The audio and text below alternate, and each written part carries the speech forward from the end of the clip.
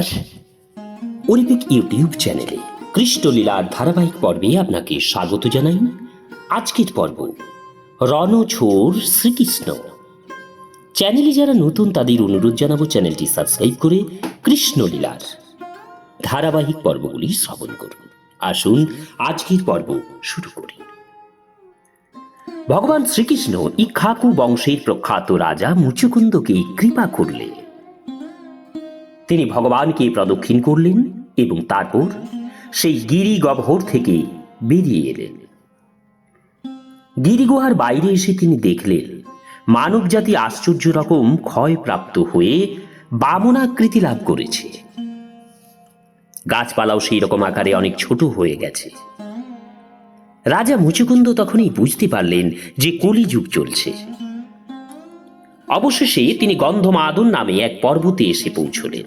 তার মনে হলো পাহাড়টাতেই অনেক চন্দন গাছ এবং বহু ফুলের গাছ আছে, কারণ পাহাড়টির কাছাকাছি গেলেই সুগন্ধে মন আনন্দে ভরে উঠেছিল।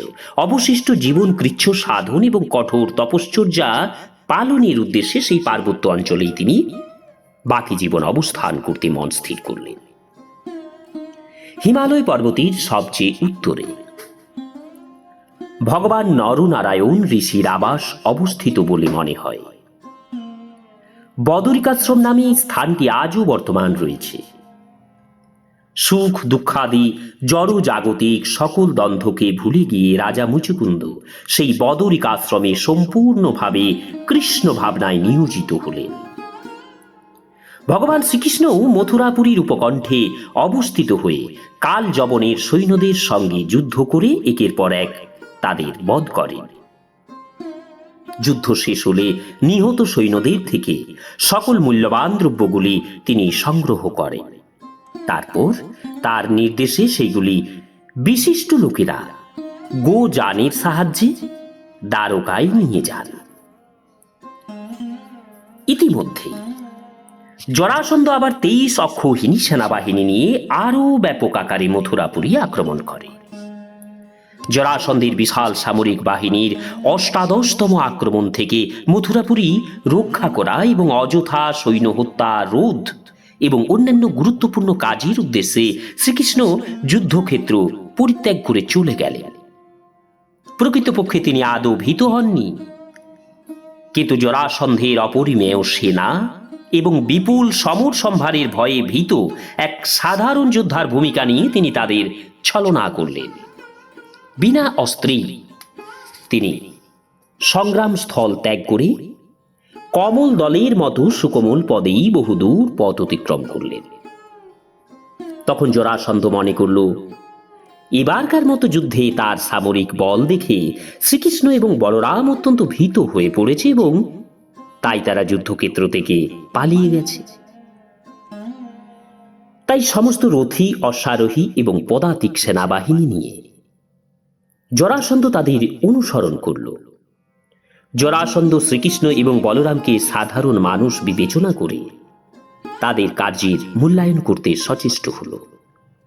শ্রীকৃষ্ণ রণক্ষেত্র পরিত্যাগ করে চলে গিয়েছিলেন বলে তাকে রণছোড় বলা হয় বা রণছোড় বলা হয়।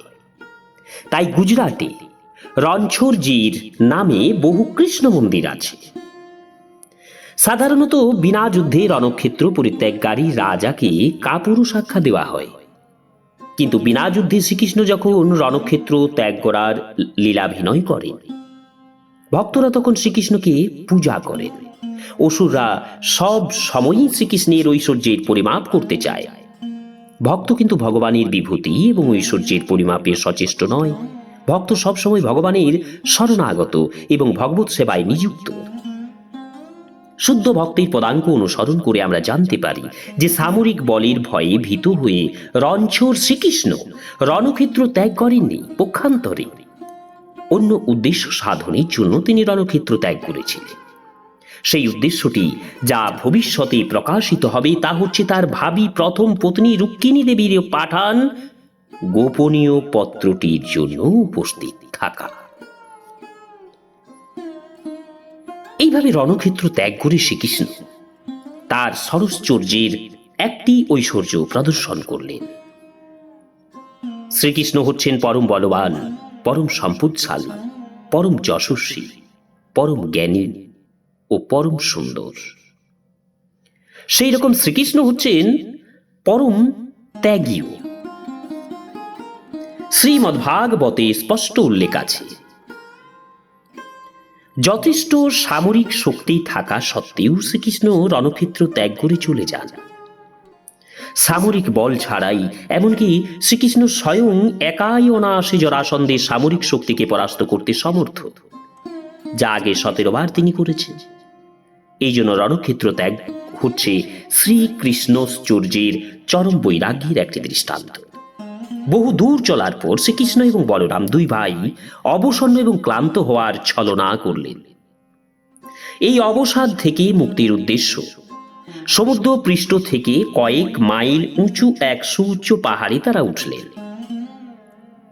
তখন অবিরামভাবে বৃষ্টি হওয়ার জন্য এই পর্বতের নাম হয়েছিল প্রবর্ষণ।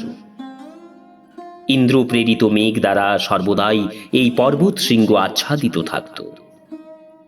জরাসন্ধ মনে মনে ধরেই নিয়েছিল যে দুই ভাই তার সামরিক শক্তি দেখে ভীত হয়ে পর্বত শিখরে লুকিয়ে পড়েছে, তাই প্রথমে সে তাদের দুজনকে খুঁজে বের করবার চেষ্টা করল।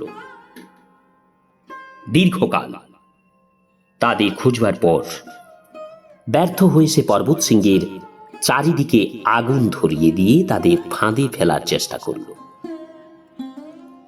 পাহাড়ে আগুন ক্রমশ ছড়িয়ে পড়লে শ্রীকৃষ্ণ এবং বলরাম 88 মাইল উঁচু সেই পাহাড়টি থেকে ভূমিতলে ঝাঁপ দিয়ে পড়লেন। পর্বত শিখরে যখন আগুন জ্বলছিল, শ্রীকৃষ্ণ এবং বলরাম তখন জরাসন্ধের অগোচরে এইভাবে সেখান থেকে উধাও হয়ে যান। তার ফলে জরাসন্ধ ভাবল যে শ্রীকৃষ্ণ এবং বলরাম আগুনে ভস্মীভূত হয়ে গেছে, তাদের সঙ্গে আর যুদ্ধের কোনোই প্রয়োজন নেই। এইভাবে নিজ প্রচেষ্টা সফল হয়েছে মনে করে জরাসন্ধ মথুরাপুরী ত্যাগ করে নিজ রাজ্য মগধে ফিরে গেল। ক্রমে শ্রীকৃষ্ণ ও বলরাম সমুদ্রে বেষ্টিত দ্বারকাপুরীতে পৌঁছলেন। সেই ঘটনার পর বলরাম আনর্তরাজ রৈবতের কন্যার রেবতীকে বিবাহ করেন। শ্রীমদ্ভাগবতের 9ম স্কন্ধে এই কাহিনী লিপিবদ্ধ আছে। বলদেবের বিবাহের পর শ্রীকৃষ্ণ বিদর্ভরাজ ভীষ্মকের কন্যা রুক্মিণীর পানি গ্রহণ করেন। শ্রীকৃষ্ণ যেমন লীলা পুরুষোত্তম ভগবান বাসুদেব, তেমন এই রুক্মিণী হচ্ছেন নিখিল ঐশ্বর্যের অধীশ্বরী মহালক্ষ্মী। শ্রী চৈতন্য চরিতামৃতের প্রামাণিকতা অনুযায়ী শ্রীকৃষ্ণের কায়বহ অর্থাৎ অংশ প্রকাশের মতো শ্রীমতী রাধা রানীরও কায়বহ বা অংশ প্রকাশ আছে। শ্রীকৃষ্ণ যেমন অসংখ্য বিষ্ণু মূর্তির মাধ্যমে বিবিধ প্রকার বিষ্ণু তত্ত্বে নিজেকে প্রকাশ করেন, শ্রীমতী রাধা রানীও অন্তরঙ্গা শক্তির মাধ্যমেই অসংখ্য লক্ষ্মী মূর্তি রূপে তার শক্তি তত্ত্বে নিজেকে প্রকাশ করেন। বৈদিক রীতি অনুসারে 8 রকম বিবাহ বিধি রয়েছে। সর্বোত্তম বিবাহ বিধিতে অভিভাবকগণই বর কন্যার বিবাহ তিথি নির্ধারণ করেন। রাজকীয়ভাবে বর তারপর কন্যার গৃহে যান এবং ব্রাহ্মণ, পুরোহিত ও স্বজনের উপস্থিতিতে বরকে কন্যা সম্প্রদান করা হয়। এছাড়া রাক্ষস বিবাহ, গন্ধর্ব বিবাহ বিধিরও প্রচলন আছে। রাক্ষস বিবাহ বিধি অনুযায়ী রুক্মিণী এবং শ্রীকৃষ্ণের পরিণয় হয়, কারণ শিশুপাল, জরাসন্ধ, শাল্য এবং অন্যান্য তার বহু প্রতিদ্বন্দ্বীর উপস্থিতিতেই শ্রীকৃষ্ণ রুক্মিণীকে হরণ করে।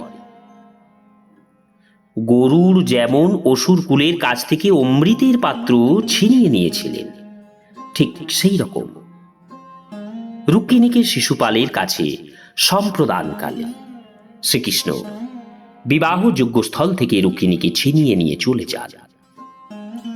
রাজা ভীষ্মকের একমাত্র কন্যা রুক্মিণী ছিলেন অনন্যা সুন্দরী। তাকে রুচিরাননা বলেও ডাকা হতো। তার মানে তার মুখশ্রী ছিল বিকশিত কমলের মতো। কৃষ্ণ ভক্ত সর্বদাই শ্রী ভগবানের দিব্যলীলা সাধনে উন্মুখ। শ্রীকৃষ্ণের রণলীলা, রুক্মিণী হরণ লীলা এবং রণক্ষেত্র থেকে পলায়ন প্রভৃতি তার অপ্রাকৃত ক্রিয়াকলাপ। কৃষ্ণ ভক্তরা এসব অপ্রাকৃত ভগবত লীলাসমূহ পরম আগ্রহে শ্রবণ এবং আস্বাদন করেন। ভগবানের কোনো কোনো লীলা শ্রবণীয় এবং কোনো কোনো লীলা অশ্রাব্য। এইভাবে শুদ্ধ ভগবত ভক্ত বিচার করেন না। কিন্তু এক শ্রেণীর তথাকথিত ভক্ত আছে, তাদের প্রাকৃত সহজিয়া নামে অভিহিত করা হয়। এরা গোপীদের সঙ্গে শ্রীকৃষ্ণের রাসলীলা শুনতে খুবই আগ্রহী, অথচ শত্রুদের সঙ্গে শ্রীকৃষ্ণের সমরলীলা শ্রবণে আগ্রহী নয়। তারা জানে না যে অম্বস্তরে অবস্থিত সমরলীলা এবং গোপীদের সঙ্গে তার সখাসুলভ রঙ্গ সবই সমভাবে দিব্য এবং অপ্রাকৃত। শ্রীমদ্ভাগবতে বর্ণিত ভগবান শ্রীকৃষ্ণের লীলামৃত শুদ্ধ ভক্তরা শরণাগত চিত্তে শ্রবণ এবং আস্বাদন করেন। কৃষ্ণ লীলা সুধার এক বিন্দুও তারা বর্জন করেন না। শ্রীকৃষ্ণ ও রুক্মিণীর বিবাহ কাহিনী কিভাবে হয়েছিল তা আসব আগামী পর্ব নিয়ে। আজকের মতো এখানেই শেষ করছি। রণছোড় শ্রীকৃষ্ণের দ্বিতীয় পর্ব শ্রবণের জন্য চ্যানেলে যারা নতুন তাদের অনুরোধ জানাবো, কৃষ্ণলীলার ধারাবাহিক পর্বগুলি শ্রবণের জন্য চ্যানেলটি সাবস্ক্রাইব করুন। হরে কৃষ্ণ, রাধে রাধে।